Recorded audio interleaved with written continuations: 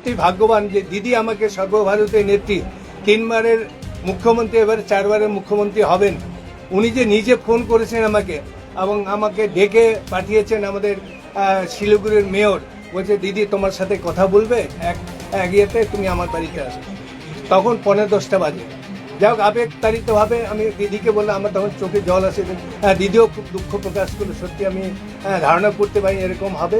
তুমি চিন্তা করো না, দল তোমার পাশে আছে, আমি তোমার পাশে আছে, তুমি এক নজরে দলটা করবা, কোনো প্রস্তাব, কোনো মতামত কাউকে তুমি দেবে না। তিনি যখন ফোন করেন আমার চেতনাবোধ ফুরিয়ে গেল, যে আবেগতাড়িতভাবে যেটা আমি বলেছি সেটা আবেগতাড়িতভাবে আমি বলেছি, আমি আপনার দলেই করব, অন্য দলে যাব না, আপনি যা দায়িত্ব দেবেন সেই দায়িত্ব আমি পালন করব। আবার তখন উনি বলেছিলেন, দাদা বলে, আগে দাদা বলতো 2000 সালে, দাদা তুমি চিন্তা করুন, দল তোমার পাশে আছে, তুমি যাতে দলটা করতে পারো, প্রশাসনিক কাজে করতে পারো, সর্বদা ইলেকশনের পরে তোমাকে সেরকম একটা দায়িত্ব দেওয়া বলছেন। তাই আমি যেটা ভাবি যে আজকে নেত্রীর মতো এরকম নেত্রী আমরা কোথাও খুঁজে পাবো না, সেটা আবেগতাড়িত যে কোনোভাবে হোক না কেন সেটা হয়েছে। তাই আমি তৃণমূল কংগ্রেস দলেই করব।